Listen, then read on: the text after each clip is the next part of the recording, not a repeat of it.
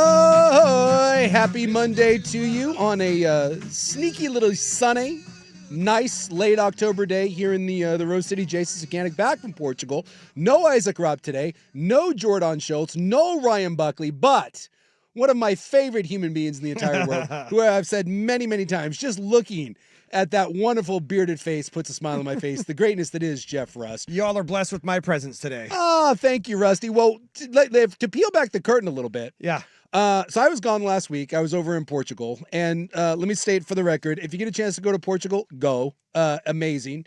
One of my favorite cities that I've ever been to, Lisbon, and then like Porto and Lagos.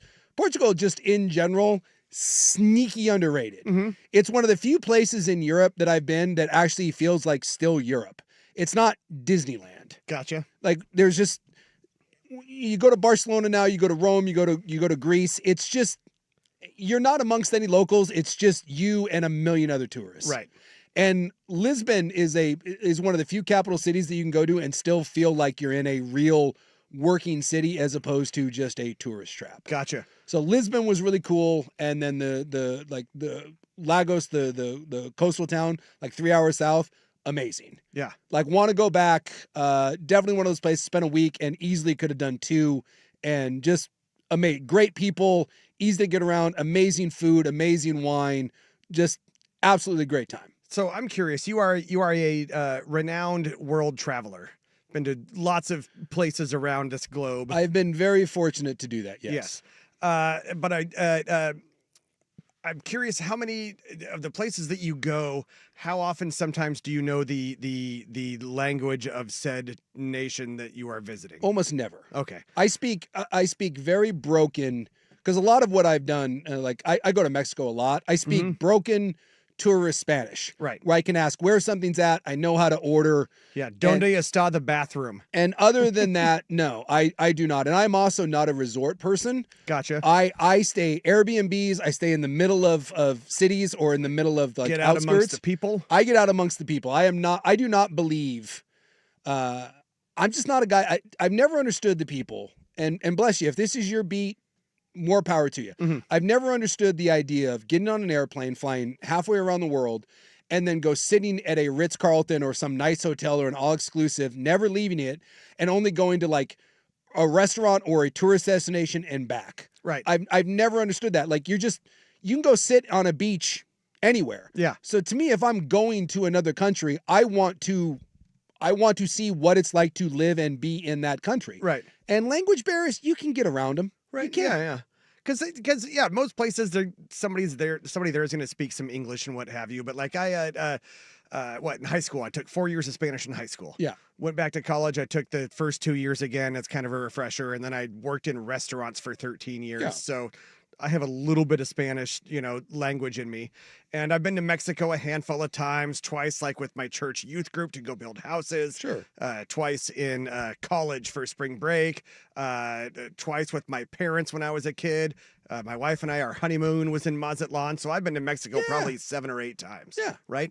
But that, in terms of a land with a foreign language, that is my extent. And I've never been outside anywhere of North America. Yeah. So I think that is, and obviously with AI now and with Google and all that stuff, the language barrier is becoming less and less. Mm-hmm. I mean, your phone works anywhere around the world. And you can literally have it translate something for you in real time. And basically. honestly, most of the places I've been, you don't need it. Right. You'd be shocked at how many people. Portugal might be, by the way, might be the number one place I've been that had the most English spoken. Gotcha. Honestly, like the number of times someone didn't speak solid enough English, because I speak very little. I mean very little Portuguese. Yeah. All my jiu-jitsu professors are Brazilian. So all the Portuguese I know comes from them. Yeah, so it's a lot of curse words. Yeah, it's curse words. And like, I don't know, unless it's, you want to talk to me about strangling someone, my Portuguese is beyond limited. Well, and when it comes down to some of those, like the Romance languages, it's the same. Portuguese and Italian they're somewhat close to Spanish. So you could kind of feel your way around. Yeah, there's French a handful of times. Touch off more. If you understand Spanish, you can understand a lot of Portuguese, but you don't need it. Like I was shocked that even when we were kind of way off the beaten path in little mom and pop stuff, when we were 4 hours outside of Lisbon, you're like, all right, this is where the English stops. No, it really was. There is a lot of people that speak English, and even when you don't, we went to this one little. There was this restaurant, and you walk in, and these are my favorites. When you walk into a restaurant, you're like, oh yeah, no one speaks here. like. Well, and I have a feeling those shopkeepers too. They see you walk in and they're like, "This dude doesn't know an ounce of Portuguese." Well, we walk into this place and you got me. So you got big tattooed white guy. You got small Japanese lady with him. And there's like maybe 6 seats in this whole place, and they're little like wooden milking stools. Oh, okay. You know, I don't know if this place had like one light bulb, like that was like the light fixture, and like there's like 4 locals in there, and they're just looking at us like, what the hell are you doing? Are you guys in the right place? Right? And we go in, and the lady and the guy that were running it, they're like 1,000 years old, and all the cooking is being done on this just big charcoal pit. And so you know it's good. Yeah. And so we sit down, and all we got was chicken, fish. And we were like, huh? And the guy's like, he just looks at me, he's like, chicken, fish. That's all he spoke. And we were like, huh? And so he walks us over to the pit, and it was yes, like, please. It was this whole fish that was just sliced in half, and then like a whole bird. And that was the menu. Hey. It was like chicken, fish. And then you had like 2 kinds of beer and like some water. Like that was what was spoken. It was like chicken, fish.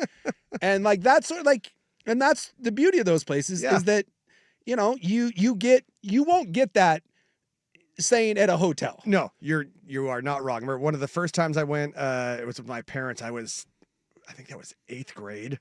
And they took us to Mazatlan. Yeah. Right.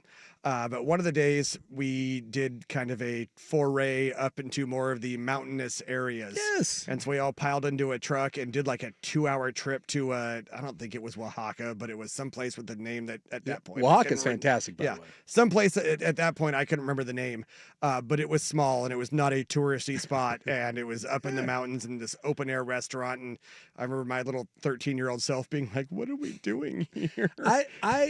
And look, I get it, because my gal went with some of her friends for the first part of the trip, and then I met them, and they are of the hotel car service to a nice restaurant, glamping, and back. And I was like, really? And they're like, well, it's easy for you to say, like you just wander the streets. And I'm like, yeah, I get a little bit of that, but if you can, when you travel, first off, I get it.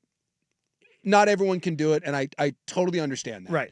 But you can certainly travel on a budget. I do all the time. I'm not out there living the high life when I travel.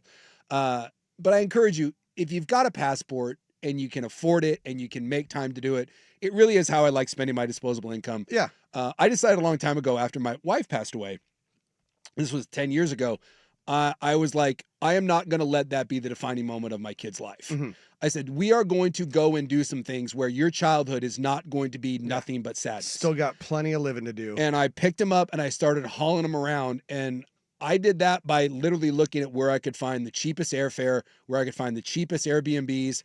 And most of that ended up being in kind of real world neighborhoods and Airbnbs. And I started hauling my kids everywhere. And you're like, we're not going to be scared of this. You're going to learn that when you travel, everyone's the same. We're all looking for the same things. And for the most part, if you mind your P's and Q's, you try to fit in a little bit, avoid the bad spot, listen to locals, you'll have an amazing experience. And just don't be a Richard. Yeah. And I've been doing that for 15 years, and it has never let me down. And I just would encourage you, if you get the chance, get out there, mix it up a little bit, see some people, leave your resort, go eat at a place where the only English they speak is chicken or fish. Order the fish, order the octopus, right? Go find the wine bar at midnight that's still open that has 4 seats in it. Cheeseburger, Pepsi, no Coke. Sit down and talk to that guy, and you will have a great, great time. Absolutely. But so coming back, I thought today, this is how me and Russ ended up here. I didn't think I was supposed to be working today. One, I caught a little bit of a head cold. You're not the only one that thought you weren't supposed to be working today. No, we'll peel back the curtain. I mean, we'll peel back the curtain a little bit, how we ended up here. So I came back with a little bit of the sniffles. One of the things, if you do get out and mix it up a little bit when you travel, a lot of times you do come back with We got all the wipes in there, right? The appropriate wipes for those counter surfaces. Come back with a touch of consumption, right? So I came back, it's a little stuffy. And Well, we didn't have a show today. So like Rob was, when I was leaving, Rob was like, I said, I'll see you in a week. He goes, no show on Monday. I was like, oh, that's cool. See you on Tuesday. I was even telling the missus, I was telling the BTJ, hey, I don't have to work today. She's like, you son of a gun, you never work. Because the Seahawks, we have the Seahawks Monday Night Football tonight. Yes. And the Seahawks always preempt us. So whenever they play Monday night or Thursday night football, we don't have a show, right? Pre-game and away we go.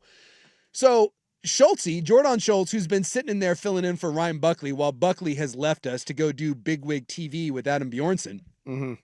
Schultz texts it and says, hey guys, I'm so sorry, but I screwed up. I'm in Seattle today for I'm up at Monday Night Football and go watch party for the Mariners. I'm in Seattle. I can't do the half show. And I see this text message. It's like 7 a.m. I'm looking down this thing and I'm like, what? And then Rob responds with, news to me, we have a show? And I'm looking at this, I'm like, wait, we have a show? And Rob goes, I'm in San Diego. So now I'm sitting there, now I'm texting Dusty. And I'm like, hey, are we all right? Because my fill-in producer is in Seattle. My co-host is in San Diego. And I've got the sniffles, but at least I'm here. I'm like, I'm back. And everyone's like, yeah. Well, what happened was because they staggered the Monday night games. Yep. Right? So normally when there's Monday Night Football, the kick is somewhere around, 5:30. It is typically a safe assumption. Typically. Yes. Typically. Well, now because there's the staggered Monday night games, the Seahawks game doesn't start until 7. Which means the pregame starts at 5. Yes. Which means we are on from 3 until 5. As the old Fonzarelli would say, exactamundo. So yeah, I too got the text at 7:12 this morning. Yo man, any chance you'd be able to cover the 2 hours of primetime today until 5? I already made plans to drive my wife to Seattle and come back in the morning since I thought Monday Night Football preempted the show. So we've got no Schultzy, we've got no Rob, but damn it, we've got a Rust and we've got a Sukanik. We got a nice show for you today. Oh, if you want to get even funnier, yeah. So today, Swag not in today because he's still on his dude's Palm Spring trip. Oh yeah. So he was like en route back today. Yeah. So the FNG Casey was in this morning on the Dirt and Sprague. Yeah. I got an email partway into the old firm of Harrison Meringue from the FNG Casey saying, hey, here's these hours cut up for Dirt and Sprague. Can you post these for the podcast? So basically at this point we're working like Rust, you're doing yeoman's work at this point basically all 4 day part shows at some point. Look, I've said it before, I'll say it again. Rusty, we love you. We couldn't do it without you. And we're glad you're filling in for all 4 day parts. And we're here for 2 hours, little turn and burn edition. So we do some stock watch. We'll do in the news. We'll turn it over to Monday Night Football at 5 o'clock. Oh, and by the way, there's something else going on around 5 o'clock that maybe if you've been living in the Pacific Northwest, you might want to pay attention to. Well, yeah, we just talked about it. The Seahawks are playing, right? Clearly. Best thing in sports. We got some Blazer news, college football, NFL, dogs and cats living together, mass hysteria, turn and burn edition of Rust and Sukanik Primetime right here on 105.1 The Fan.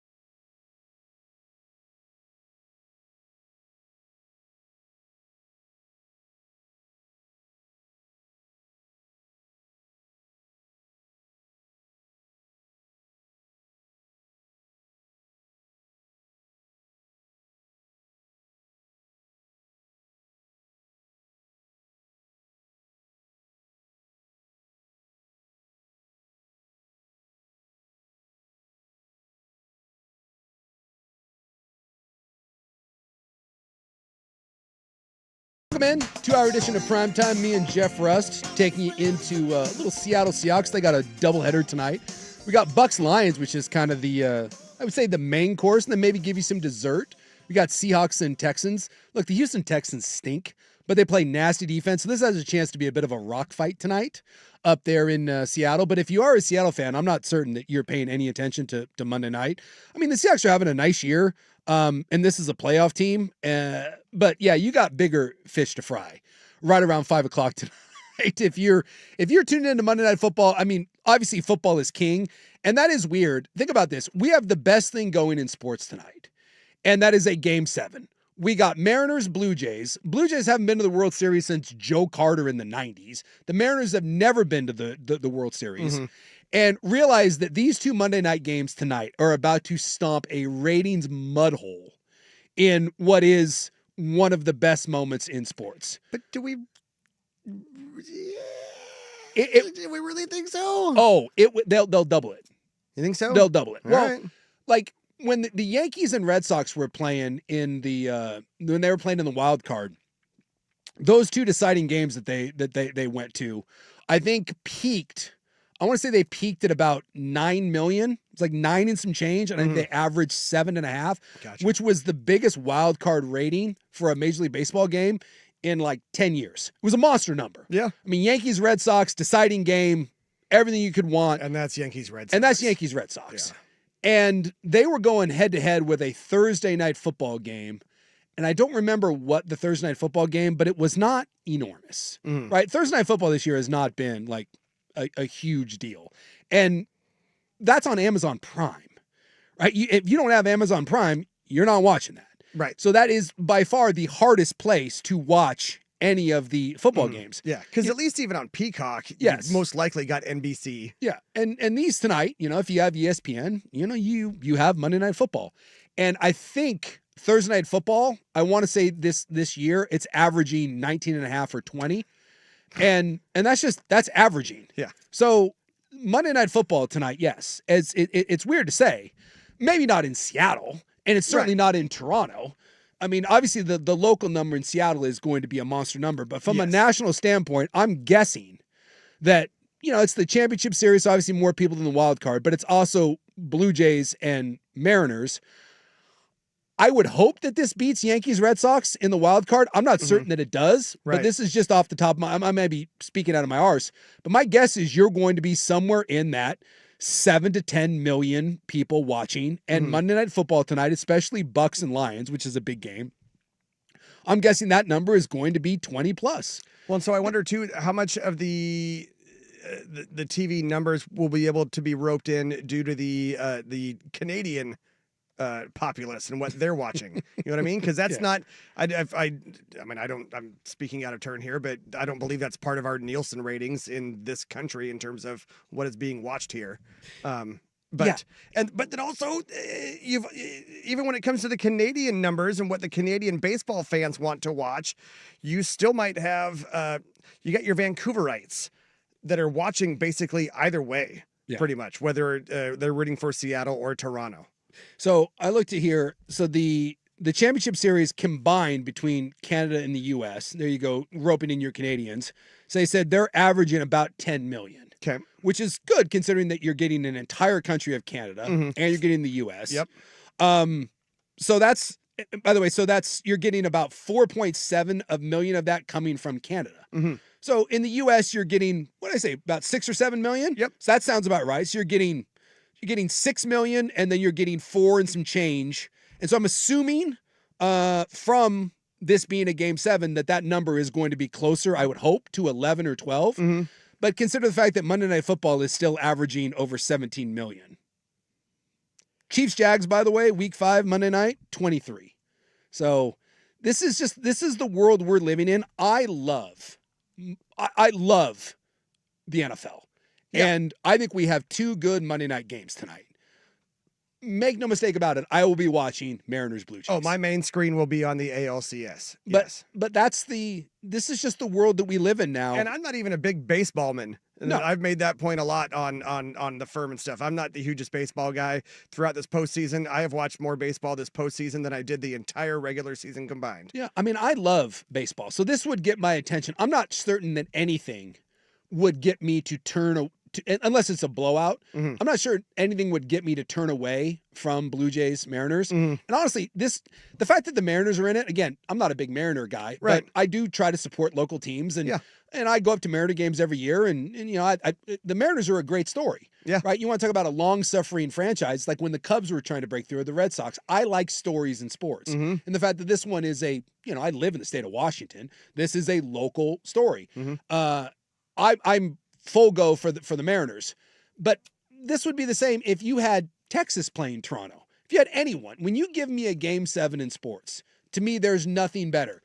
But the fact of the matter is, the world we live in right now in the United States, there is nothing, and I mean nothing, that touches the NFL. I mean, this is a meaningless Monday Night Football game, and it will trounce. It will double. Two Monday Night Football games. And it will trounce. Not entirely meaningless. It will absolutely trounce the best thing that Major League Baseball has going. And it wouldn't matter if this was the Yankees. It wouldn't matter if this was the Red Sox. It just wouldn't. Right. There is nothing right now that touches the NFL. The only thing that can come close is the world of college football. Right. Exactly. And so football is king, and everything else It'd be like if you had Georgia-Bama playing tonight. Yeah. But still, baseball is great. And the fact that this series has been so bananas. Like, if you're a Mariner fan, I feel for you. I call this is a floor game.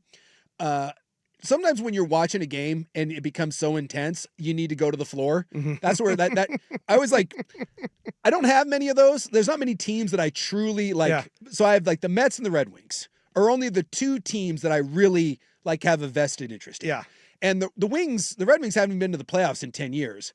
But back in the day when the Wings were playing in the Stanley Cup Finals, I would have one of those where I'm on my couch and I would always hug a pillow. You got to have a nice gut pillow. Yes, exactly. And sometimes I need comfort. Yeah, and sometimes the couch wasn't good enough, and pacing the room kind of felt like a little psychotic. So you end up on the floor. On the floor, sitting there, the crisscross applesauce. Yeah, maybe down to some knees or whatever, in case you want to throw one up to Tom Cruise or Buddha or God, whoever you want to pray to. Help me out for Winfrey. Yeah, I call those floor games, and I can only imagine. I got a chubby right now. I can only imagine what Mariner fan is going through. Never having been, haven't been. I mean, it's been 20 years since you've even sniffed anything like this. The Seattle Mariners have never played in a Game 7. No. Period. And you're a game away. And you go to Toronto up 2-0. You know, you come back and you're feeling a little cocky sniff. Oh, you're feeling great. And the Blue Jays, I'm a peacock. You got to let me fly. And the Blue Jays beat you into submission, and you're like, oh, my God. And then you're down 2-1 going into, the 7th or 8th in Game 5. You find a way to come back and take that. And you're like, God, we're one away. And then they bludgeon you again in Game 6. And now here we are in Game 7. Everyone available. We got Kirby versus Bieber, which was the matchup in Game 3 when Kirby was shelled for 8 runs. I mean, this is all, I love this. Great. This is all hands on deck. Anyone that's available to pitch will pitch tonight. Oh, yeah. Kirby is going to have the shortest leash known to man. You could see Castillo come out. You could see Wu come out.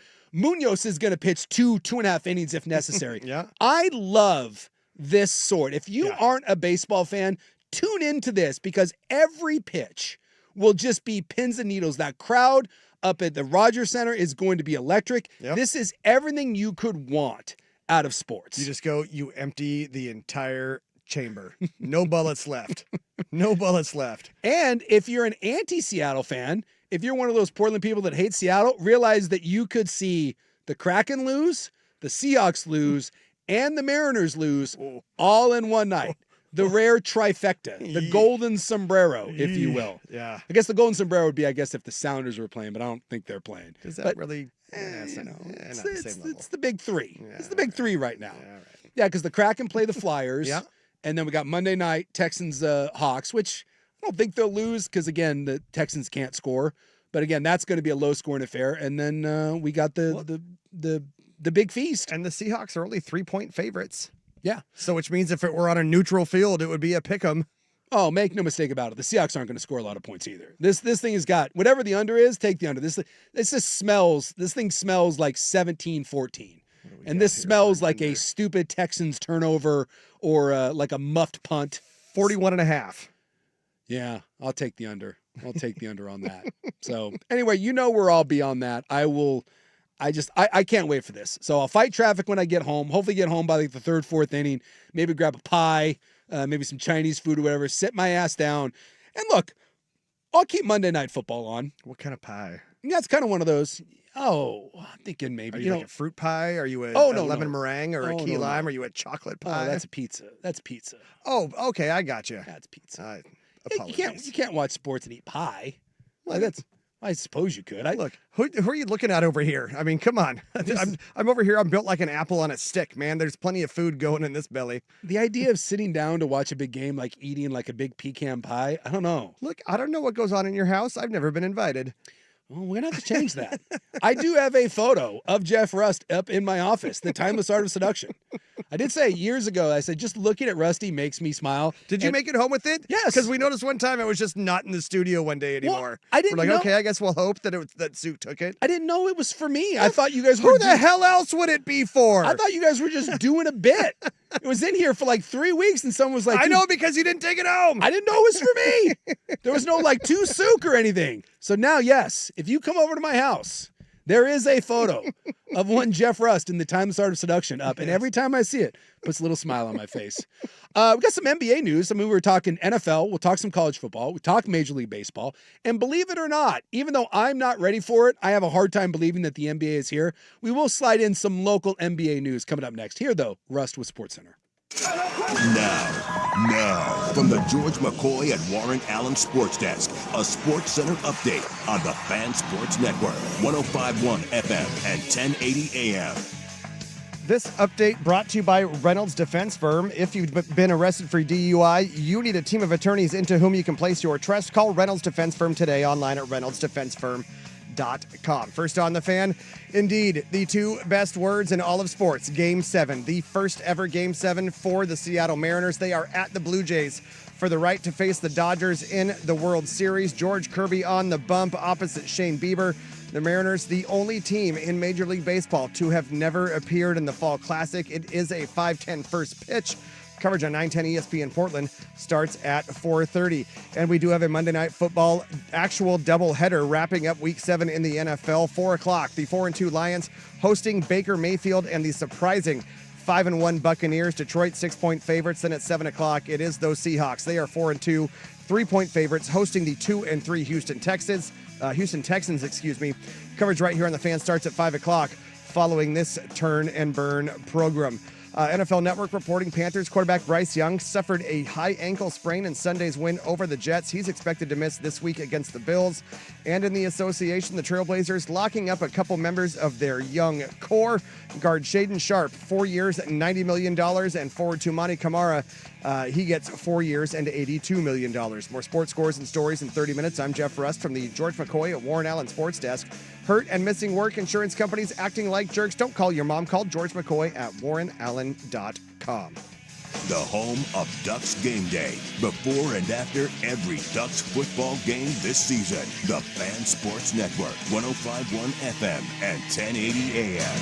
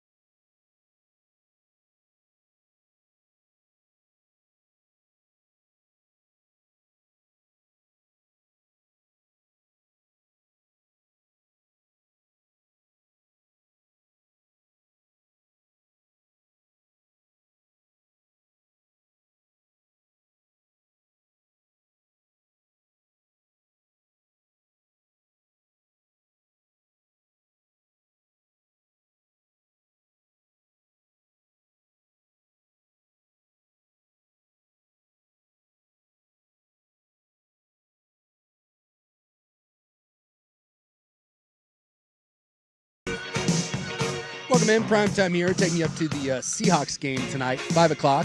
She got a doubleheader. Bucks-Lions is pretty tasty. I got, Yeah. I mean, the Seahawks-Texans is more of a watch with my, kind of hand covering my eyes because that's going to be an ugly game. But the Lions, up until last week when they got drilled by the Chiefs, a lot of people thought the Lions were the best team in football, and I'm a sucker for the Buccaneers.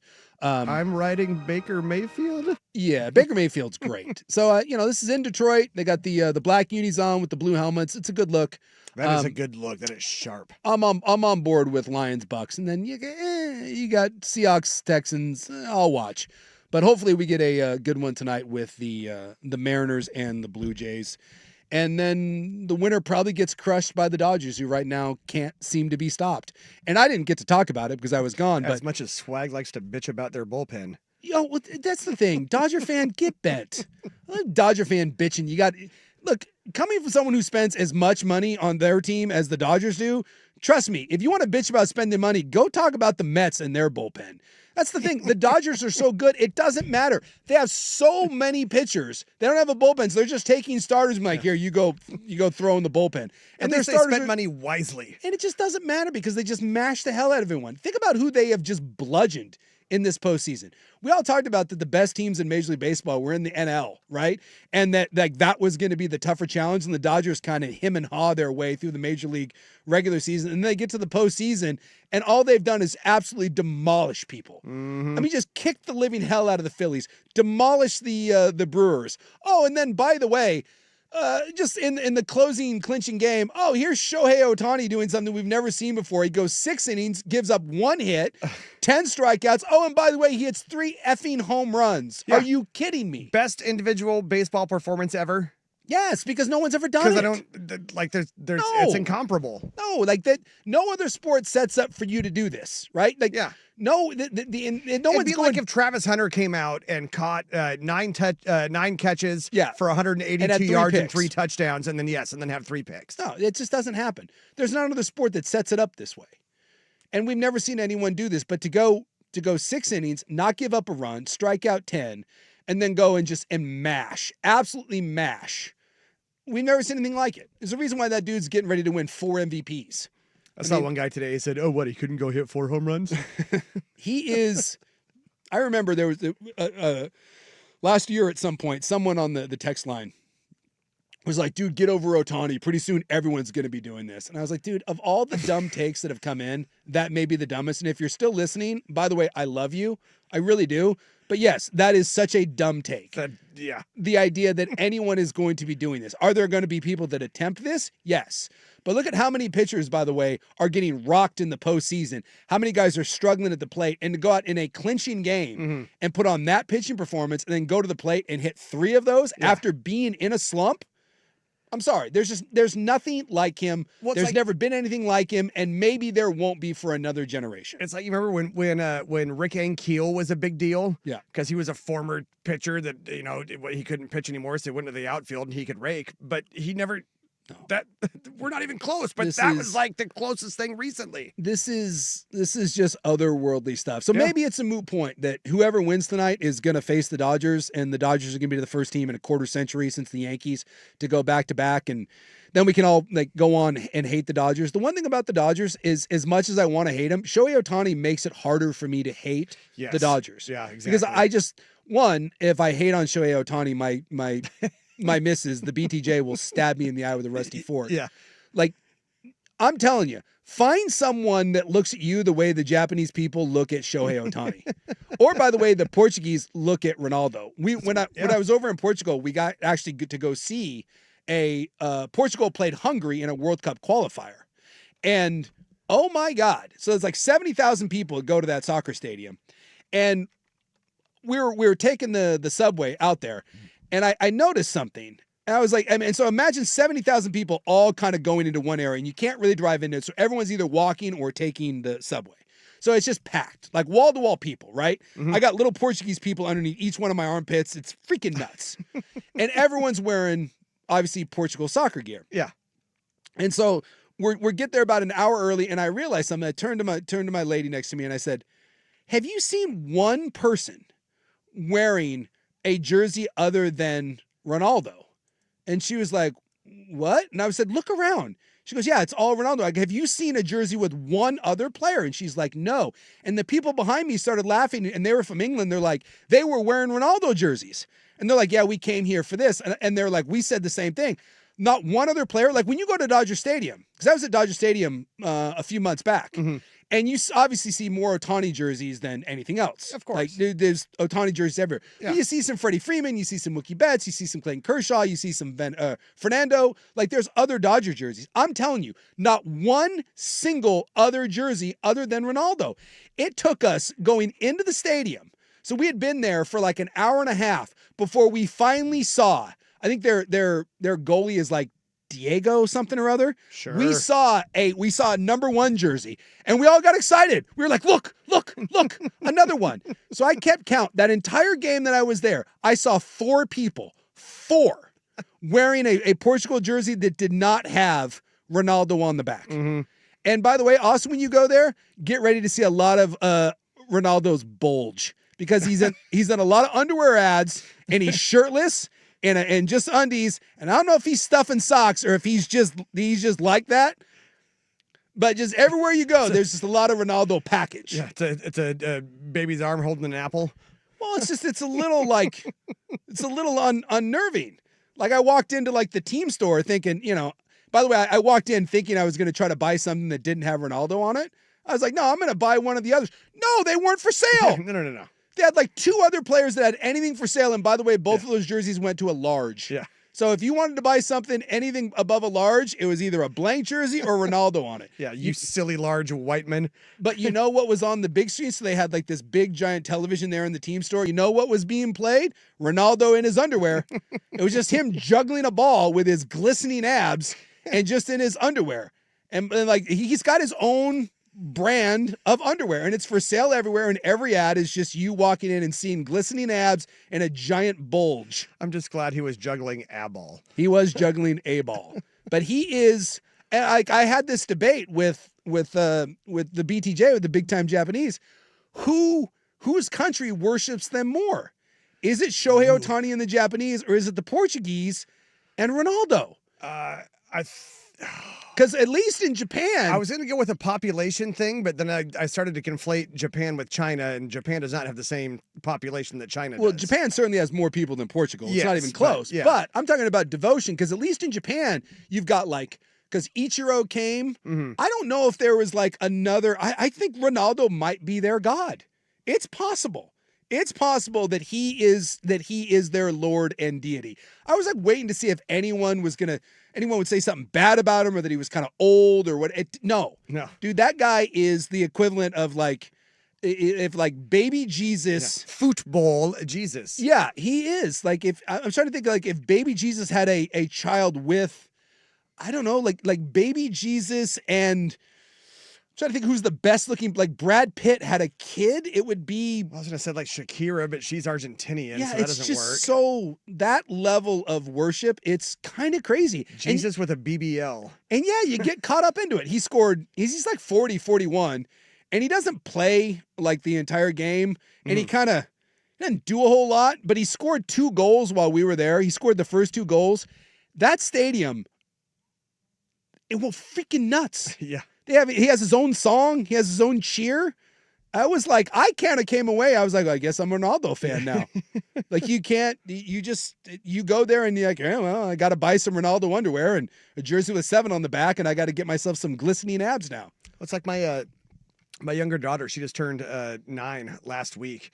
And somehow, I'm not quite sure why, but she is a huge Leo Messi fan. Yeah. So like we got her, there's a Messi t-shirt. We got like the pink like Messi jersey, some Messi socks.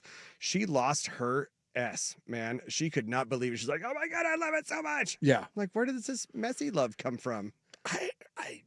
That's the argument, right? Ronaldo, Messi. Like when we took a little boat tour and they were making fun of Messi for being so short. Like it's just, there is no, when you go to that place, I'm afraid like if you walked into any restaurant there and you said something bad about Ronaldo, I think you'd get stabbed. Yeah. Like that's like the nicest people in the world, but don't say anything bad about Ronaldo, or don't you dare claim that underwear is stuffed. Like you would think if we walked in as an American and you saw like Patrick Mahomes, and he was in an Adidas ad, and he was shirtless, just in the pair of tightest like briefs you could have, and his bulge was out. We'd all make fun of him, right? We'd all be like, dude, this is the most ludicrous thing. Dude, in Portugal, they walk in and see that, and they're like, well, I got to buy some underwear now. Like, they're just an entire country. It kind of made me a little jealous. Like, we don't have that. Like, we can't have anything in our country that we universally support. It doesn't exist. If I buy that underwear, will it make my package look that much bigger too? I'm not going to lie. I thought about it. I thought about buying some, but boy, it's expensive. Yeah, I'm sure it is. Yeah. I was like, hey, maybe I need to buy a 3-pack of that. And I looked at the price and I was like, I don't need underwear that bad. Yeah, maybe not. Yeah. Let's go back to the Hanes outlet store. Exactly. Yeah. Some 32-degree cool. Like, I don't know, like $8 for a 3-pack. All right, we didn't get to the NBA news. When we come back, though, I promise, some local NBA news. We will not get derailed by the bulge of one Ronaldo. Primetime, right here on 105.1 The Fan.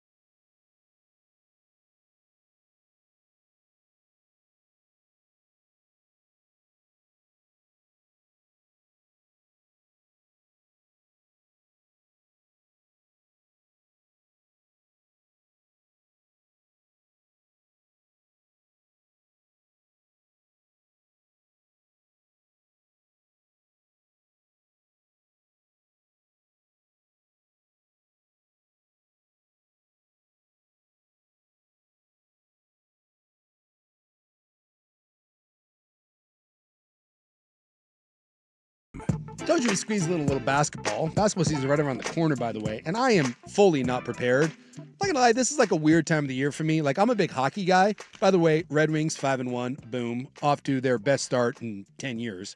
Haven't made the playoffs in 10 years. But even as a big hockey guy, it's just, there's too much going on, right? I got the World Series.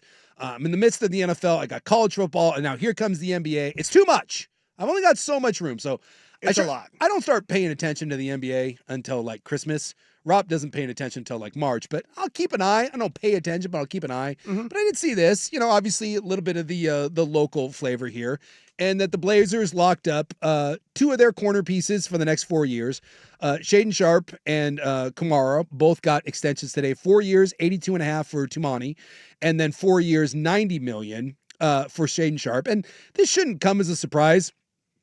I mean, both of these guys were going to get extensions. I don't think in today's world, no one wants to go into restricted free agency. Mm-hmm. It's just under the new salary cap. There's just not as many suitors that are out there.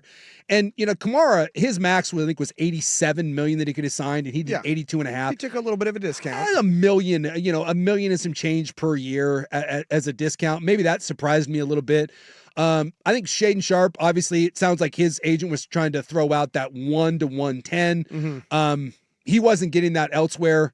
I mean, I guess you could go into to play this year and hope for the best. Right. But again, how many suitors are going to be out there? And by the way, at 20, whatever, is he 22, 23 years old? He's 22, and he just got $90 million guaranteed dollars. Yeah, exactly. I mean, I get, and by the way, in 4 years, when you're 26, you can go and sign another massive contract extension. Right in your prime. So, right in your prime. I mean, dare I say, both of these deals, like the Kamara deal is almost a max for him, and the Sharp deal, these are both good deals for the Blazers. I think you have an idea of what Kamara is for you. Whether or not he ends up becoming anything more than what he is now, I mean, that's the question mark. But what he is now is an all-NBA defender, and he's a guy which you have not had. No. In, I think, the last Theo all Ratliff. NBA, exactly, Theo Ratliff. So you have... That was a long time ago, my friend. You have a long-rangey, switchable defender who plays his ass off and seems to be getting better from an offensive standpoint. Now, will he ever be a 20-point a night guy? Probably not. But I suppose if he does, you'll take it. Yeah, there's room to develop there. But if all he does is give you what he did last year at that rate for what the NBA has handed out money in the past, that is a nice deal for Portland. Yeah. And for Shaden Sharp, I mean, this is essentially what you gave Anthony Simons, and Anthony Simons turned out to be kind of a one-dimensional player that scored 20 a night and actually didn't do anything for you, and that's fine. You moved on from him. He's in Boston now. And this is Sharp. You're doing the same thing. He's 22 years old. And I think with Shaden Sharp, this is going to boil down to at $22.5 million a year, which is, again, that's a generational money payday for him. Absolutely. Does Shaden Sharp at 22 become the sort of guy that says, I've gotten paid and now I want to become one of the best players in the NBA? Or is he the guy that says, I just got $90 million and in 4 years, I'll get another $90 million by being the exact same player that I am? And unfortunately, for most of the NBA, that's a valid question. It's the latter. Yeah. Most of the time you talk about the uber athletic guys with maybe a bit of an effort problem that don't play defense and really don't do anything other than fill up the points sheet. Most of the guys don't turn into beasts. They don't become great two-way players. Right. Not saying that Sharp won't, not saying that he can't, but that's the guy's hyper athletic. He has every tool in the book. He got benched last year for not playing hard. All the potential in the world, and at 22 years old, you just gave him money where, in theory, he never has to do anything again for the rest of his life. Is he sort of guy that lights a fire under his ass, or is he a guy now that gets to say, I've made it, and thanks for coming? Well, and one of the biggest comps, at least on with Danny and Patrick, is that does he become now like an Andrew Wiggins? Yeah, where he gets he gets the bucket, and then he's like, okay, you know what, I'm good. Yeah. But here's what I will say is that it seems that, because like you said, last year he got sat down because he was not putting in the effort on the defensive end. Yeah. And it seems like at least this far this season and, through 4 preseason games and training camp and whatnot, in my mind, it doesn't matter if he is currently turning into like a defensive presence. What we want to see is the effort and not just have him be, not just have him go, Olay. Yeah. You know, well, I mean, Steph Curry is not a great defender, but Steph Curry plays hard on the defensive side of the ball, and you can hide him some things, and I'm with you. Very few players, especially ones that are being asked to carry the offensive load, are going to be dominant defensive players. But what you want to see is, you said, you want to see effort, and when he has to, when the game requires and he doesn't have the shot going and he's having an off night, can he make an impact elsewhere? And that's where Anthony Simons never could. And Anthony Simons is a fine player. He'll make his $90 million and he'll score his 18. By the way, for him, it's 100. He'll score his 18 to 20 a night, and that'll be Anthony Simons. But you want to see the give a Fs. Yes. And no one knows. But either way, I think if you're the Blazers today, these were both smart deals. They're not big money contracts. Nope. And even if neither guy takes big leaps forward, these are not going to be deals that hamstring you. So I think this was a good day for Portland. And you kind of get this out of the way, and now you get to see where this goes forward with two guys that really you need both of these guys to get ultimately where you want to be, which is more than just a play-in team. Yeah, and like with the Toumani Camara deal, like we said, he took a few $1 million discount to stay in town. Yep. And his and a lot of that is because of his defense. If he can increase his points per game average by, say, maybe 3 or 4 points or whatever, what have you, this year or the next couple years, that turns it into like a tremendous deal. But as of right now, he's a great defensive player. He hits some threes, and that's a good spot for him, and it feels like a good money range. What you need from Shaedon is you need to see a good probably 4 points per game jump this year, right? Because he took this 4 and 90 that he originally turned down, and we thought that he might try to do a bet on myself year. Yeah. But instead he decided, I'm going to stay here. And I think that another point that got made this morning, it seems like both of these guys did it because they feel like this is a good spot for them and a place that they want to be and that they can grow and learn and continue to develop over the next 5 years that they're locked up for. And I give Cronin credit. They stuck to their guns. You know, Sharp wanted 100, 110. He said, no, we're going to offer you 90. We're staying at 90. And they got him at 90. I think these are both good deals.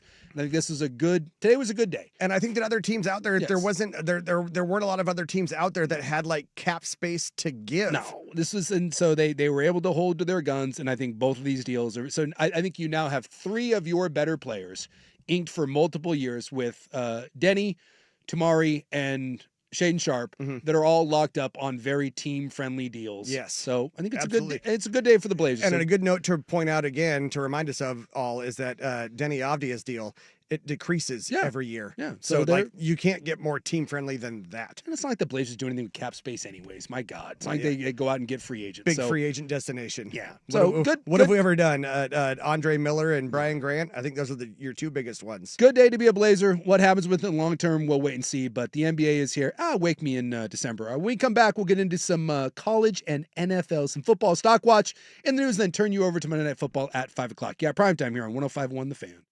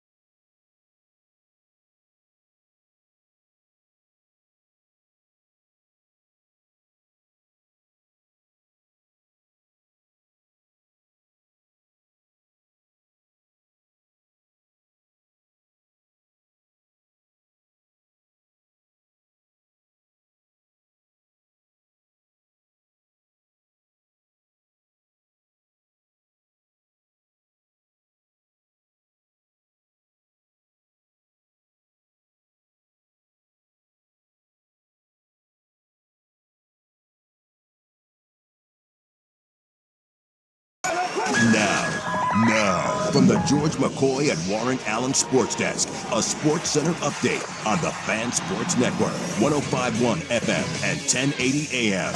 Jeff Rust here with your Sports Center update. First on the Fan, the best 2 words in all of sports, Game 7. The first ever Game 7 for the Mariners. They are at the Blue Jays for the right to face the Dodgers in the World Series. George Kirby on the bump for Seattle. Shane Bieber for Toronto. The Mariners, the only team in Major League Baseball to never appear in the Fall Classic. It is a 5:10 first pitch. Coverage on 910 ESPN Portland starts at the bottom of the hour. We got a Monday Night Football doubleheader wrapping up Week 7 in the NFL.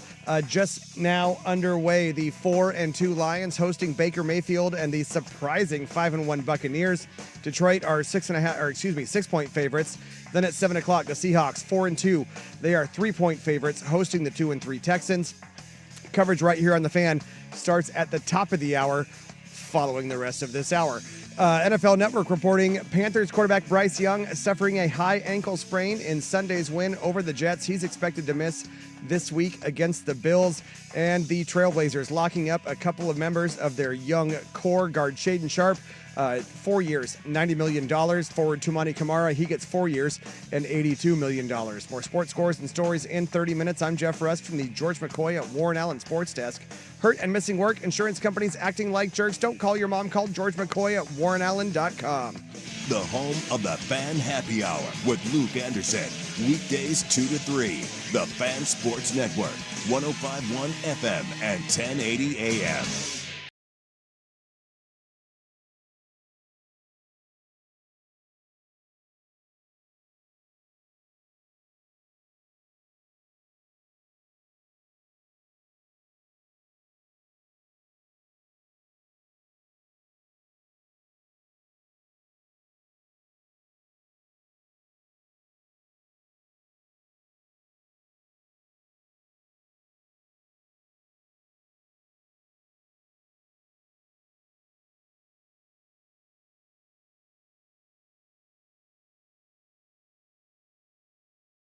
Nothing brings in the chicks like khakis. Maybe with some white socks, some Skechers, maybe some nice New Balance. Just ask Jim Harbaugh. You know, Harbaugh's knee-deep in chicks. Imagine at one point that guy was. That dude was like, I mean, that guy was an NFL quarterback and was a stud. That dude was knee-deep in skush for a long time, and now you look at him. And he was the comeback kid. That was his nickname. He was the comeback kid. I remember meeting Jim Harbaugh down at Pac-12 Media Day. Oh, that had to be something. It's like that must have been like 17, 18 years ago. At Stanford. And, dude, when I see Jim Harbaugh now, like, I just look at him, he's morphing into the dad from Up. He just, you know, he's got that no style and the top buttons all the way to the top, and he's got the Joe drink their haterade and eat their hater tots. Joe Paterno glasses. But man, when we met him, when he was at Stanford, dude, that guy looked like Gavin Newsom. Like he should be like the mayor right? of a city or like a presidential candidate. Dude had like a stone iron jaw, was in great shape, hair all slicked back, was wearing like probably a $3,000 suit. And I look at him like, what the hell happened? Yeah, now here's what you get. If that happens, afraid of 7. Because 7, 8, 9. If that happens to Jim Harbaugh, what are the chances the rest of us have of aging gracefully? I'm going to die leaning on my staff. I'm telling you, he was not, like, something happened. Like, it was like when he got to Michigan, there's something happened. Like, he moved to the Midwest and like all hell broke loose, and he just morphed into like just this old curmudgeon. But Harbaugh was the guy back in the day. Lions, by the way, 7-0 up on the Buccaneers, and the Lions offense that didn't take long. Phenomenal. Well, and you know, the NFL has just even since the end of my update. Yeah. The NFL got put on notice the last 2 weeks. Now, to be fair, one of those games was against arguably the worst team in the NFL, and that's the Vegas Raiders. Now, the New York Jets would like a word about who's the worst team in the NFL. The Raiders are bad. I mean, the Raiders are flat out awful. But Kansas City has their full complement of weapons, and they had 30 first downs against the Raiders. The Raiders had 30 plays. Yeah. I want you to think about that. 30 play, and look, there's a lot of bad ball being played in the NFL, and I say this about college football, I say it about the NFL. be careful evaluating teams against crappy teams. Like when you're an elite team, only evaluate the elite teams against other elite teams. Like no offense, but like what Oregon did against Rutgers, I don't care. Yeah. You had 5 guys average 11 yards a carry. Yeah. You should. It's Rutgers. And you came out and you did exactly what you should have done. Oregon is at a point where when Oregon plays Oklahoma State and they play Rutgers, they put their foot on their balls and make them believe it early on, and those aren't games. Right, but so but the problem is that they didn't do it the same way people felt they should have against like Northwestern. That game was never in doubt. But they've played 2 games against teams seemingly, at least from a talent standpoint, they compete, and they're 1-1, and one was a close loss, and close loss. I mean, it was be a 10-point game, but it was a closest loss, and you had a close-ish win against Penn State. It's about what happens. And when you look at Kansas City, the last 2 weeks, Kansas City has finally gotten healthy, and all of a sudden it's like, oh my God. But here comes the overreaction part to it, right? So the Lions go out, and before last week, we kind of thought that the Lions were the best team in football.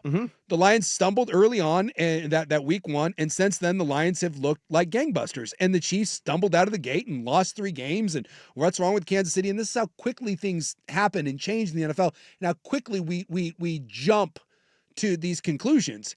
And that the Lions are cruising, and here they come in playing Kansas City, and it's this idea of, oh my God, if Detroit wins, where does Kansas City go from here? Well, they don't.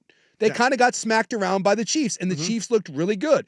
And now we come into the second week, and the Chiefs play a really bad Vegas team, and they absolutely embarrass them. So the last 2 weeks, 30-17, 31-0 against the Ravens, and all of a sudden now, today I wake up, and the Chiefs are unstoppable. Oh my God, everything's back. The Chiefs are the Super Bowl. The morning show is like, I can't handle it. It's going to be Philadelphia and Kansas City again. God, 3 weeks ago, everyone was ready to write off Kansas City. And here we are after 2 wins, one a really, really good win against the Lions, and another against a god-awful team that's what you're supposed to do when you play the god-awful teams. Yes. And now we're ready to anoint Kansas City. No.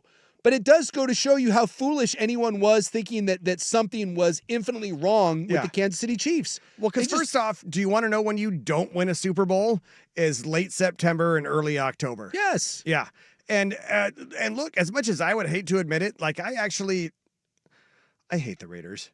Like, I hate the Raiders. But seeing Pete go there and getting Ashton Genty and Chip going there, I was like, you know what? I might actually have to kind of somewhat quietly inside root for these guys and their dog water. Yeah. It's just, they're bad. And so don't pay any attention when the Kansas City Chiefs or the Detroit Lions or anyone else, when they beat the Raiders, I don't care. When you beat the Tennessee Titans, I don't care. Sometimes I'm not judging you. Beat them. The 49ers right now, the 49ers are 5-2. The 49ers are not, that's not a real team. No. They've been the Seahawks, Saints, Cardinals. The Rams win. Somehow they managed to do that. And then they beat the Falcons. Okay, cool. But they're 5-2, and literally everyone on the planet that plays for them is hurt. Yeah. That's not a real contending team. But because of the schedule and they're well coached, they'll find a way to grind out wins. But see what happens when they play other elite teams. The Seahawks are like this a little bit. Seahawks are a good team. It's going to probably be a playoff team.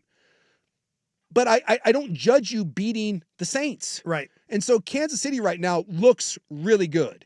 And they had that win over the Lions, and give them credit for that. Yeah. You made what we thought at the time one of the better teams in the NFL, and I still believe that. Yeah. You made them look silly, and you have your full complement of weapons back. Exactly. And so for this little 4-game stretch that, the NFL exists in 4-game, it's now with the 17 quadrants. Yeah. But they always viewed it whenever I was in the NFL, everyone always talked about that it's 4 quarters to a game, 4 quarters to a season. Yes. And never make any sort of judgment on something until you've gotten into the second half of the season.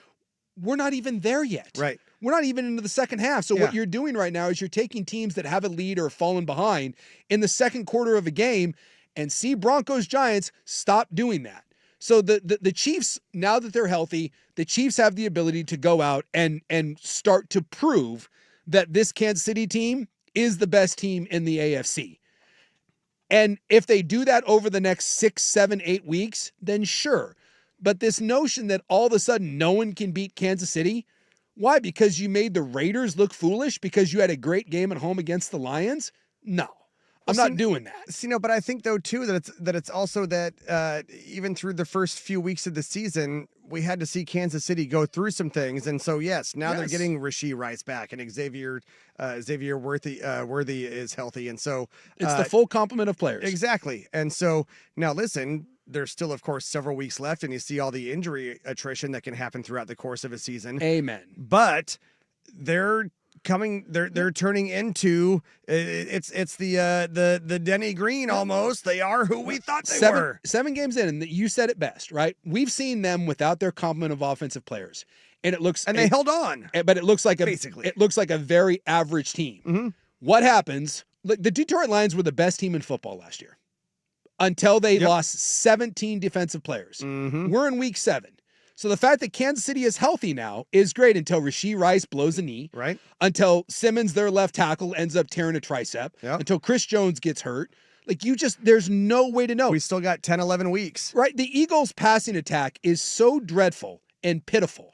At times it's embarrassing to watch. But yesterday against the Vikings, Jalen Hurts, after putting up basically dog-s for 2 quarters, comes out in the second half of that game, looks like the second coming of Brett Favre. Yeah. He had a perfect passer rating, and they're throwing the ball downfield, and Devontae Smith and A.J. Brown, and everything's great. And now all of a sudden we're like, oh my God, the Eagles passing attack. No, it's one half of football. Yeah. It's like we want And to, it's recency bias. we have the NFL is the king, and I get it because there's only one game a week, and so we jump to these sort of massive conclusions. Like, if you think the Denver Broncos, like what they did, scoring 33 points in the fourth quarter after getting skunked through 3. Yeah. If you think the Denver Bronco offense is fine, I don't know what to tell you. They're not scoring 33 points in a quarter. That offense is anemic. They go through whole stretches. Now, is that a terrible team? No. But is Bo Nix elite, and is their offense good enough right now? Far from it. But we take J.J. McCarthy did this early in the year with Minnesota. We don't even wait for a game. We'll take a half. Yeah. We take half of a football Yeah. game, and we'll try to extrapolate it out. And we do this. And then next week, someone will come out and do the exact opposite. Like, if Kansas City comes out next week and they struggle, then we're going to be right back to, well, what's wrong with the Chiefs? My God. They had a flash in the pan last week. The one thing I know about the NFL right now is there is not a truly elite team in the NFL. No, that's absolutely true. Doesn't exist. Absolutely.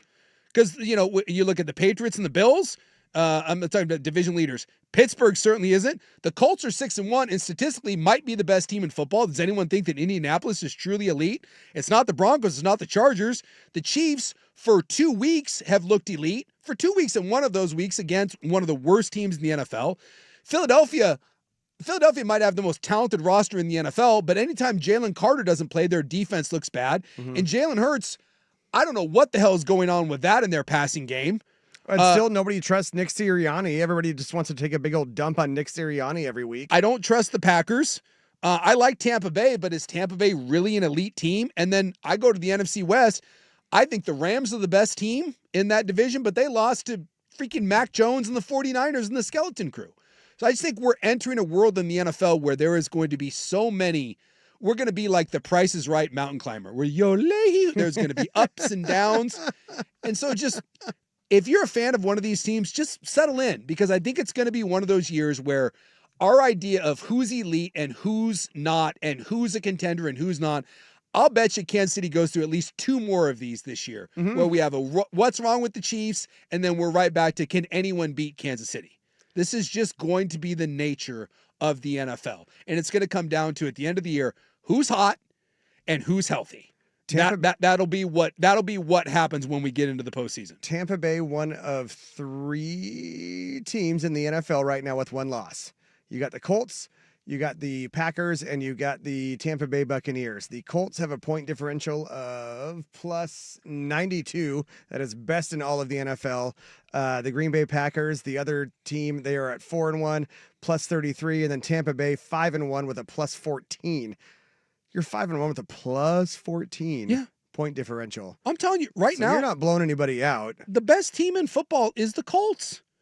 But again, I look at it. They've beaten the Dolphins, the Broncos, the Titans, the Raiders, the Cardinals, and the Chargers. Yeah. And the Chargers, I think I'm starting for them at left tackle because they don't have any offensive linemen left. The one team that they've played that I think is really worth anything is the Rams. and they lost. And Yeah. yet, But they beat everybody else. They beat everyone else, and all the numbers back it up. Yeah. That they look like the best team in football from a number standpoint. But I'll tell you right now, if you put them on the field with Kansas City in the playoffs tomorrow, is anyone taking the Colts over the Chiefs? Absolutely not.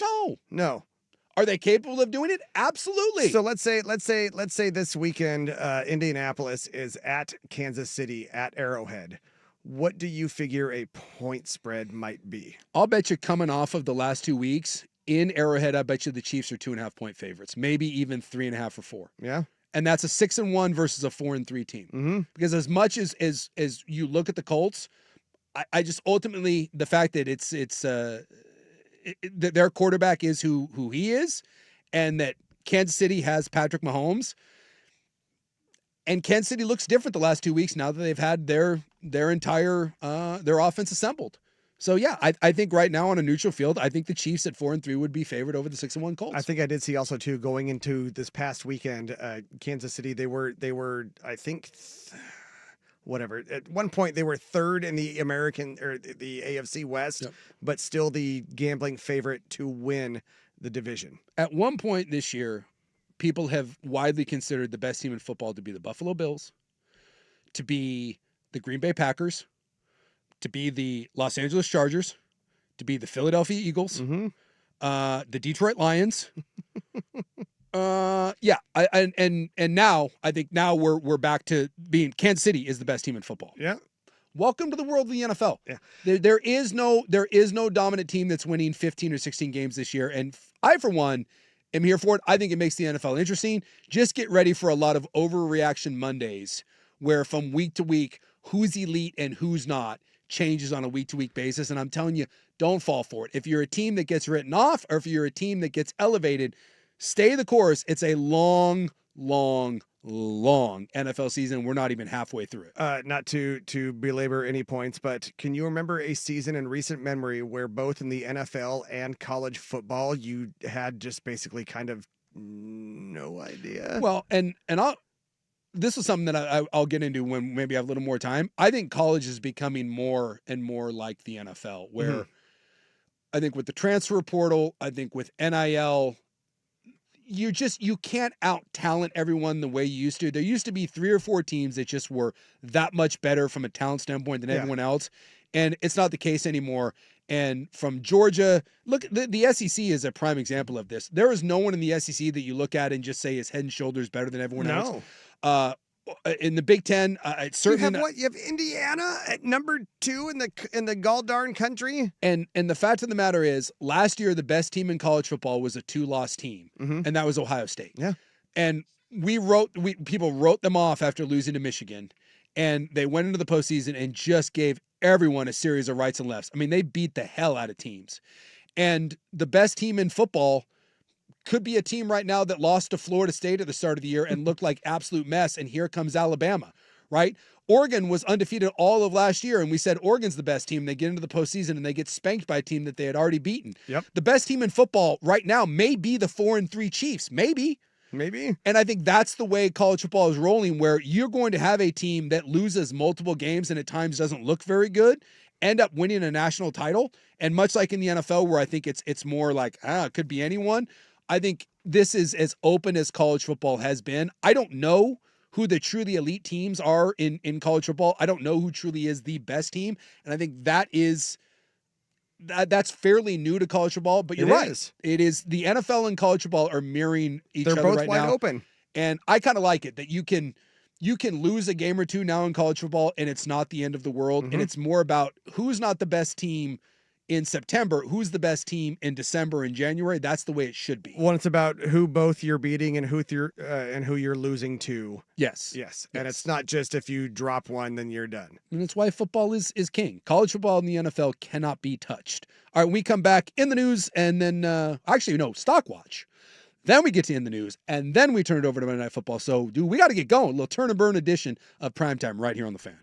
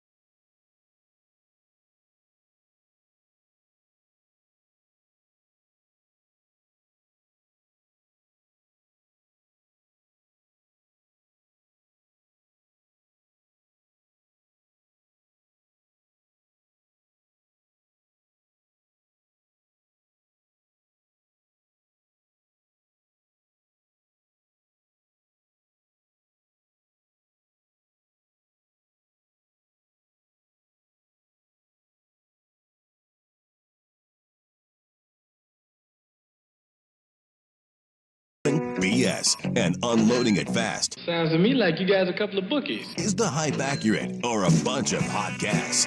Before you buy or sell, listen close. It's easy to grin when your ship comes in and you've got the stock market beat. But the man worthwhile is the man who can smile when his shorts aren't too tight in the seat.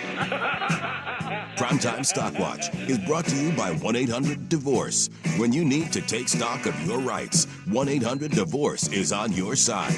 Call 1-800-DIVORCE today.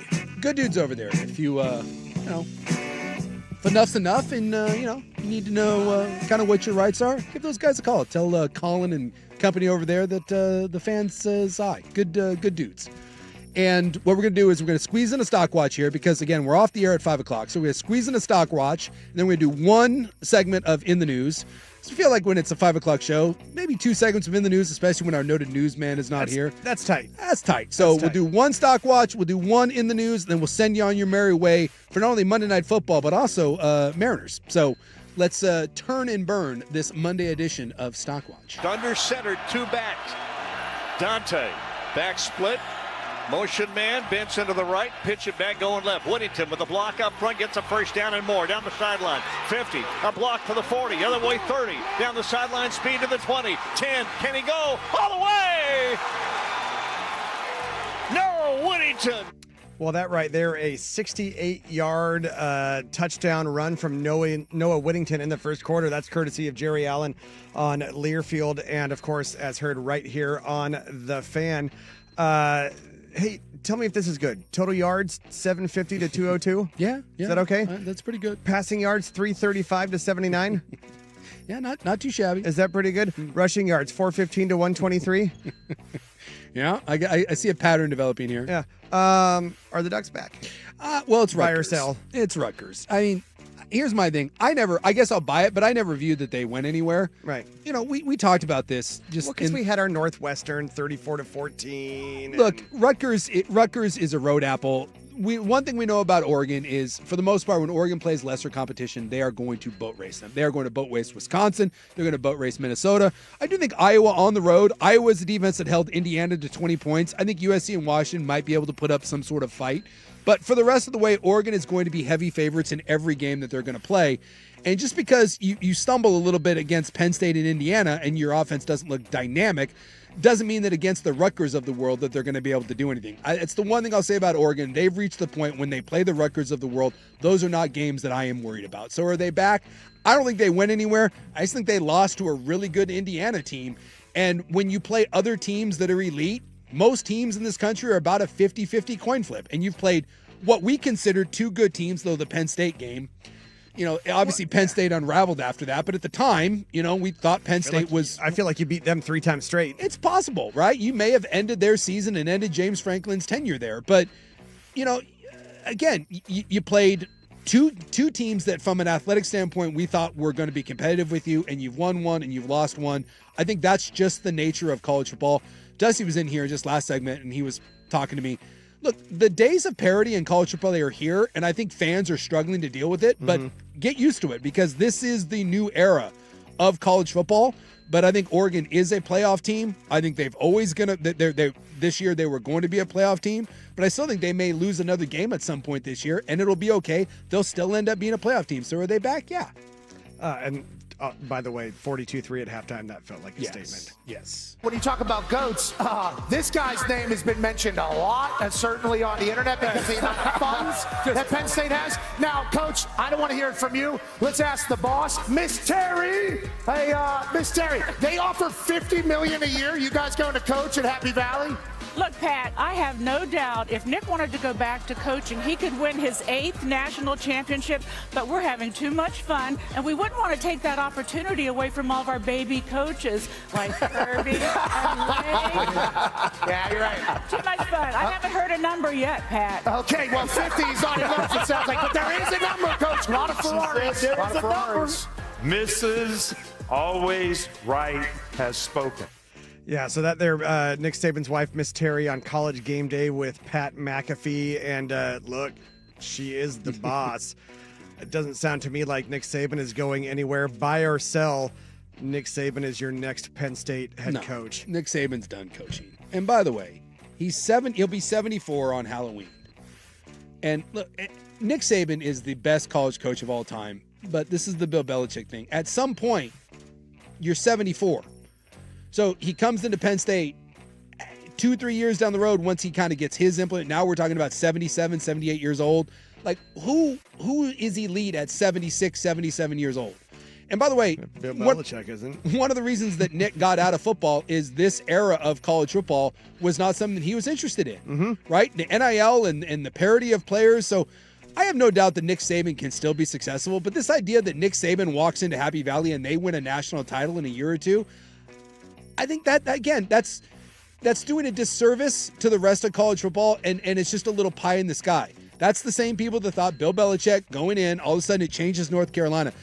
Nick Saban showing up at Happy Valley doesn't bring the Alabama team from 10 years. Nope. He's still going to have to go in and recruit better players, more elite players, change that culture. Get a coaching staff. And he's going to do that at 74, 75, 76, and then turn the corner in 77 and deal with all of the transfer portal nonsense that's going on and all the parity.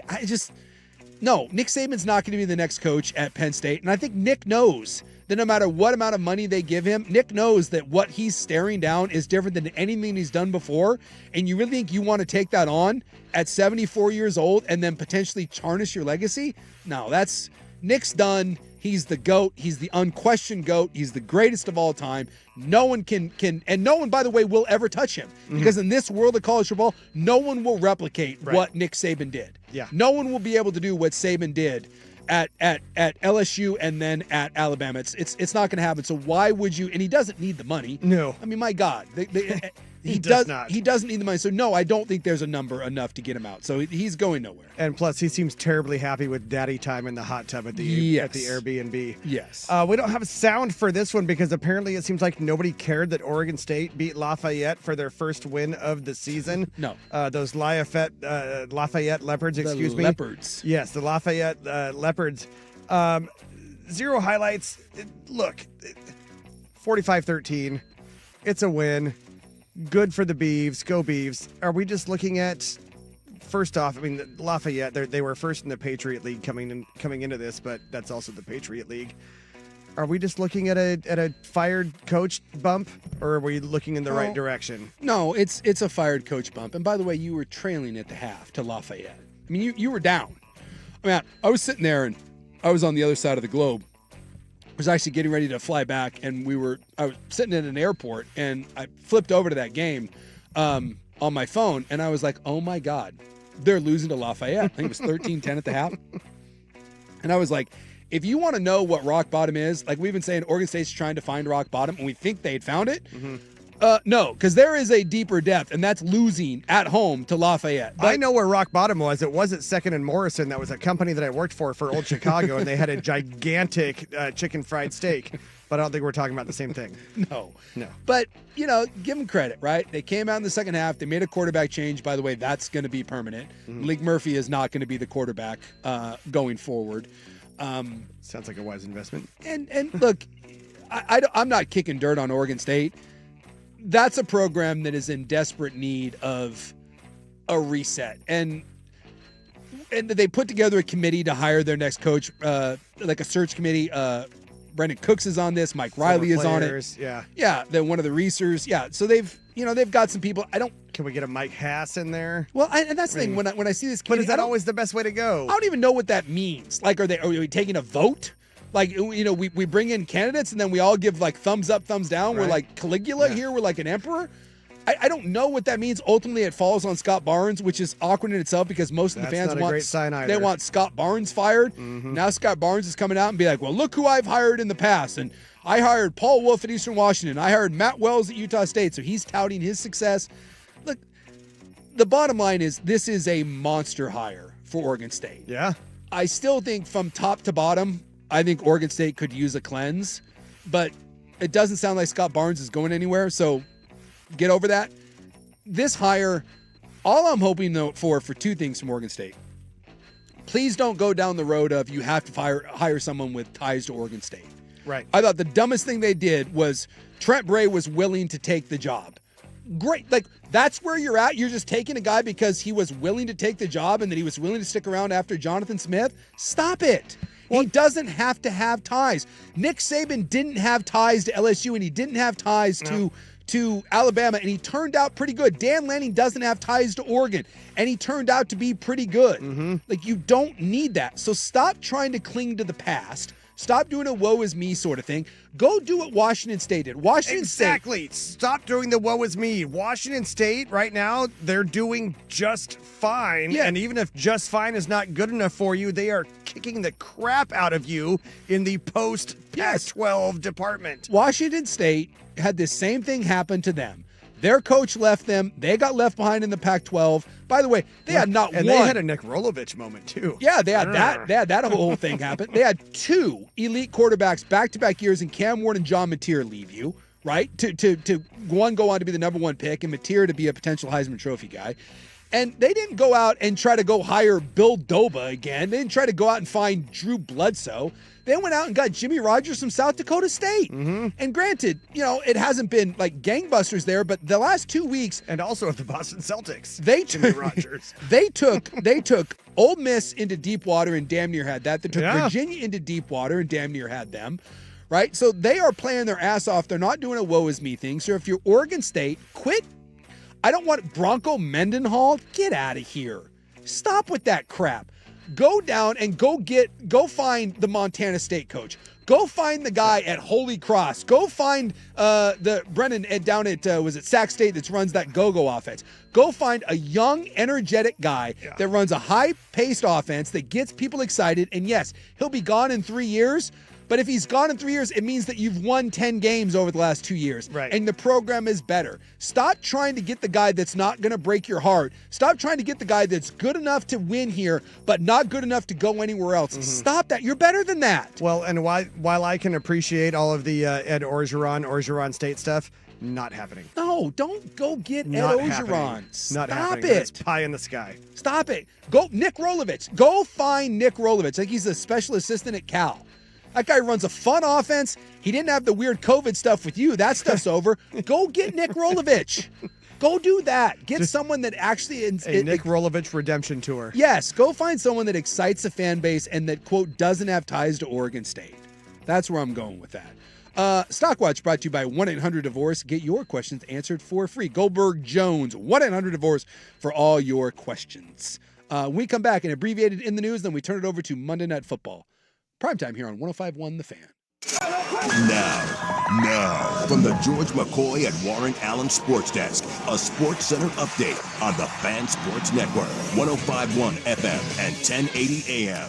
This update brought to you by Mountaintop Metal Roofing. No maintenance, energy efficient, fire resistant, and a lifetime warranty. Do it once, do it right. Visit mountaintopmetalroofing.com. First on The Fan, the two best words in all of sports. Game 7, the first ever Game 7 for the Mariners at the Blue Jays for the right to face the Dodgers in the World Series. George Kirby on the bump for Seattle. Shane Bieber for Toronto. And the Mariners, the only team in baseball to never appear in the Fall Classic. 5:10 first pitch. Coverage on 910 ESPN Portland is already underway. We got a Monday Night Football doubleheader wrapping up Week 7 in the NFL. The 4-2 Lions hosting Baker Mayfield and the surprising 5-1 Buccaneers. The Lions with an early 7-0 lead as the second quarter has just gotten underway. Then at 7 o'clock, the Seahawks 4-2, 3-point favorites, hosting the 2-3 Texans. Coverage here on the Fan starts at 5 o'clock following this truncated version of Primetime. More sports scores and stories in 30 minutes. I'm Jeff Rust from the George McCoy at Warren Allen Sports Desk. Hurt and missing work. Insurance companies acting like jerks. Don't call your mom. Call George McCoy at warrenallen.com. Your home for the Oregon Ducks, the Fan Sports Network, 105.1 FM and 1080 AM.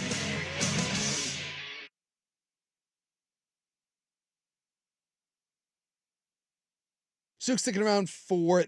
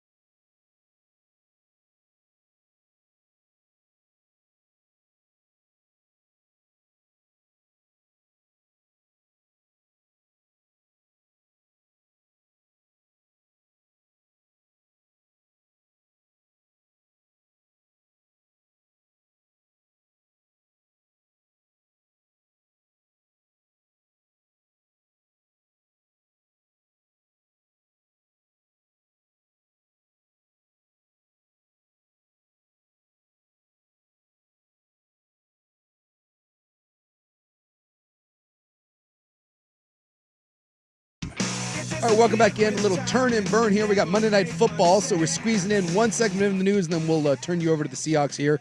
So let's get right to it. It is October 20th in the year of our Lord 2025. I am your noted news contributor, sitting in for your noted news man, who will be back tomorrow. I think he's on his way back from San Diego. It is National Chicken and Waffles Day today, which is wonderful, and it's actual National Day of Writing Day. So if you're someone that keeps a journal, kudos to you. I don't know who journals anymore, but if you do it, today is your day. Just time for a couple quick stories here.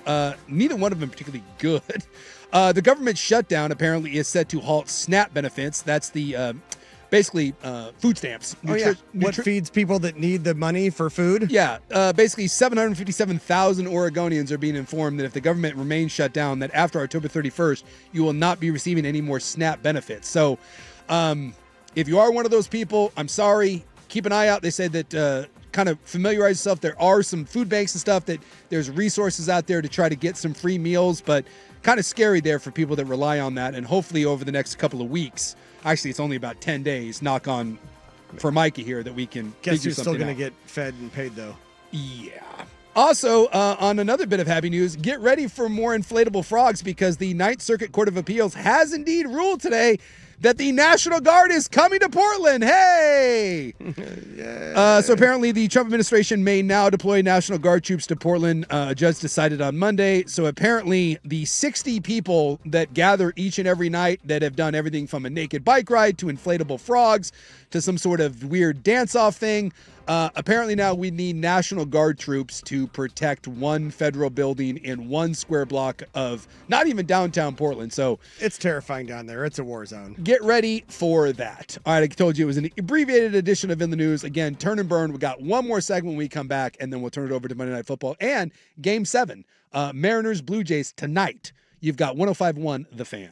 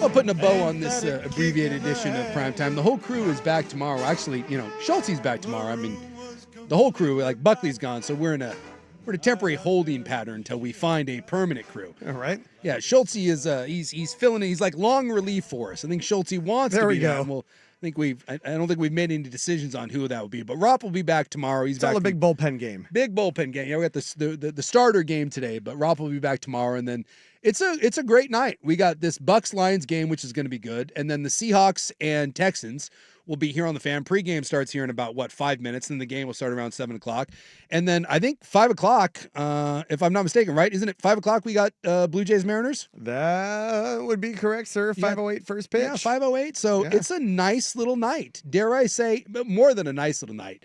This is a big time. And then, of course, you got the NHL. You got the Kraken and Flyers. So there is a chance for all Seattle teams to win and or lose tonight, depending on what you think of Seattle. I did joke today, too, that while I'm not a huge baseball man, I frequently confuse George Kirby and Logan Gilbert because they are both two first-name guys. Yeah.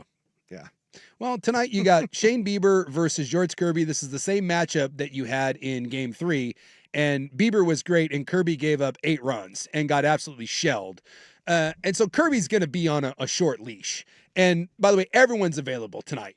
I mean, Wu could be coming out of the bullpen. I think he's only pitched, 2 innings since he hurt his pec, but he was their best pitcher in the regular season. My guess is if Kirby at all gets in any sort of trouble, they're going to go right to Wu. Munoz hasn't pitched in a couple days, so he may go 2.5 innings. I mean, you're going to get Max Scherzer out of the bullpen for Toronto. We might see Freddie Garcia or Randy Johnson. Maybe some Jamie Moyer. Yeah, I mean, the Blue Jays closer threw 35, 36 pitches. And on the broadcast, they were like, well, this makes him unavailable for tomorrow night. And I forget who was doing the color was like, yeah, no, it doesn't. Trust me. If your arm isn't falling off, you are going to be available tonight. Not so fast, my friend. This is everything you could want. And the Seattle Mariners have never, ever been to a World Series. They've never even been to a Game 7 for a chance to go to the World Series. So this is all the marbles. And I'm not a diehard Mariner fan or anything, but I like rooting for the local teams. And it's the closest we have to a local team. So dare I say, as much as I think the Blue Jays are a fun story, go Mariners tonight. Go Seahawks. So let's put aside petty differences tonight and pull for our brethren up north. All right, you've been listening to Primetime with Souk and Rust. Whole crew back tomorrow on 105.1 The Fan. Red ships of Spain. Red ships of Spain.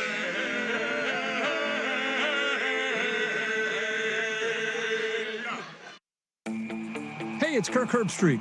On game day, great prep makes all the difference. Same goes for your pizza. That's why I go with Frigidaire Stone-Baked Pizza Oven. Fresh pizzas go from dough to done in just 2 minutes. Whether you're throwing a party or squeezing in dinner between plays, this oven delivers hot, crispy, restaurant-quality pizza right from your kitchen. Only from Frigidaire. Game-ready pizza. Get it today at the Home Depot. How doers get more done. From kickoff to cash out, ESPN Bet has the tools you need to score more on game days. Bet smarter with stats at your fingertips. Get personalized parlays built just for you. And with your fantasy team synced right in the app, you can back your squad. Right now, new customers get $100 in bonus bets when you bet $10. Sign up with promo code USL to get started. Must be 21 plus. Gambling problem? Call 1-800-GAMBLER. Terms and conditions apply. See app for details. Offer not available in New York. Is your financial advisor offering you up to a 30% upfront bonus? Or are they promising you up to 10% growth per year, all for your retirement income? If not, then you need to come to Trajan Wealth. I'm Jeff Jr., founder of Trajan Wealth. If you have a plan to retire within the next 10 years, don't wait only to find out it's too late. I've seen hardworking folks like you retire only to be required to go back to work, all because their advisor told them guarantees like these were too good to be true. They're not. That's up to $30,000 upfront or up to $10,000 per year on $100,000, all guaranteed for retirement income. Don't keep working when you're supposed to be retired, and don't let any financial advisor tell you it's too good to be true. Call Trajan today, 503-210-5800. That's 503-210-5800. Annuities not advisory products. DBA Trajan Wealth Insurance Solutions. Additional disclosures at TrajanWealth.com. You hear that? That's the sound of your business losing money. Legacy phone systems weren't built for today's teams. Quo, formerly OpenPhone, gives your business a smarter way to stay connected. Quo lets you manage calls, texts, voicemail, and contacts all in one place so that you can deliver a seamless customer experience from ring to...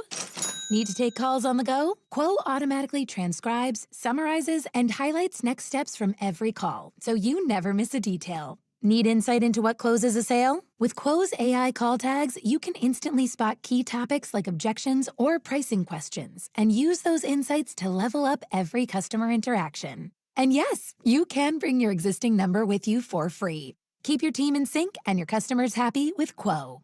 Quo. No missed calls, no missed customers. Try Quo for free at quo.com/sports and get 20% off your first 6 months. That's quo.com/sports. QUO.com/sports. Dirt and spray. Dirt and spray. I'm Dirt. In terms of winning the whole thing, that's a different conversation for me. I feel like the Dodgers are now inevitable, and I hate to say it because Mariner fans, if it's the Dodgers and the M's, I'll be right there with you. Triton's up, bitch. Somebody get me a Triton. I'll be right there on your side. But I've got some Dodgers fans out there like, hey, whoa! I've also gotten to see the Dodgers up close and personal for most of the year, and they won the championship last year, and that team is absolutely loaded. The home of Dirt and Spray. Weekday mornings from 6 to 10 on the Fan Sports Network. Your home for Primetime with Isaac and Suk. KRSK Portland. KRSK FM HD1, Malala, Oregon. And Odyssey Sports Station. Pre-game show is brought to you by Lumen, the trusted network for AI. Beacon Plumbing. Stop freaking. Call Beacon. And Virginia Mason Franciscan Health, the official medical services provider of the Seattle Seahawks. Now, here's your host, Michael Bumpus.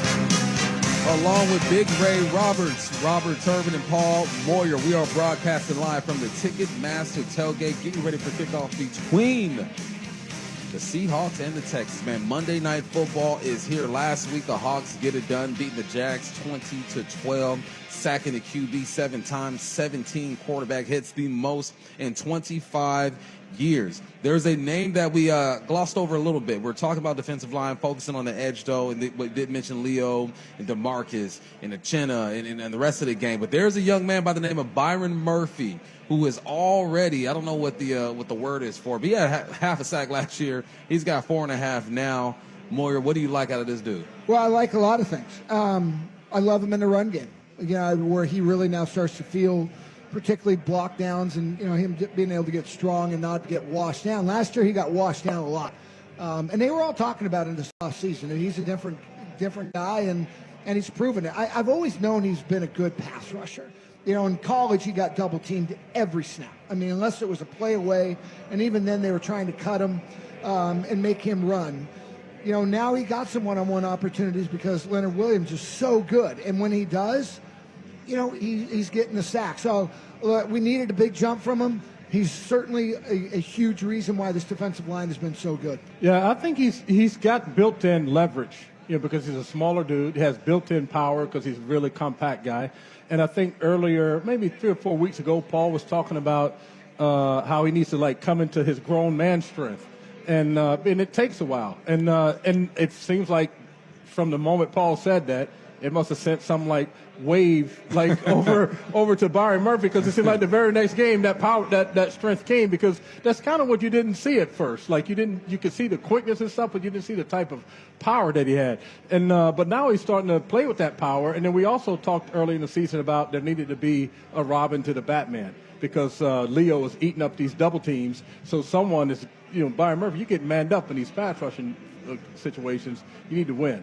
And he's been able to do that. And then I think it was a really cool observation that Paul made last week about how the outside rushers aren't necessarily trying to beat the tackles around the corner. They're trying to narrow the pocket. Right. And because the better pass rushers are in the middle, or they're being very effective in the middle rushing the quarterback. So it gives Byron Murphy and Leo a chance to get to the quarterback and get those sacks. Most of the time, if you're not Aaron Donald, in the middle, your sacks come off second moves. Mm-hmm. It's very rare that it comes off your first move. And so you need that time. You need them to collapse the pocket that way so you can get to your second move to get to the sack. And so the coordination of all of it has been pretty good. I look at technique. You talked about him naturally having leverage. I don't know if he played with a lot of it in year one. Thought he would maybe play a little bit high. Looks like he's playing a little bit lower to the ground, utilizing his size to his advantage. I think his hand placement and things of that nature, being inside, helping him get off those blocks and helping him in his pass rush. You know, it's interesting when you come from college and you go to the league because you want to use the same things that you won with in college. And sometimes that's okay. Yeah. You can just move somebody out the way, but you ain't going to do that to Big Ray when you get to the NFL. Now you might. You know? And so that's when the technique parts of it, you know, comes into play. I think you get away from that a little bit, you know, in college when you first come into the league. All right, but then you got to be able to use those and develop those as you become more of a pro. So I think those are the things that he's really grown with and gotten better. Big Ray, last week you said the run game hasn't popped the way you wanted to, right? You do have a game where you go for $150 as a squad, 122 as a squad. But Ken Walker is such a threat, and this run game is such a threat that it is helping the pass game. Yes. Linebackers still got to take their run steps. Safeties out in the background. More, you broke down the JSN touchdown last week, the 61-yard touchdown where the safeties' eyes in the backfield. It is a threat. What is this run game missing? How does it come from move from a perceived threat to a for real threat, and you have a game where K9 goes for a 110 and a touchdown? Yeah, I think you just need to get the consistency. I think it was a few weeks ago where we talked about they had like 30 or so runs that were 0 to negative yards, and a lot of that is on that stretch zone, which I don't think they've quite mastered yet. But they've done pretty good, like running between the tackles at times.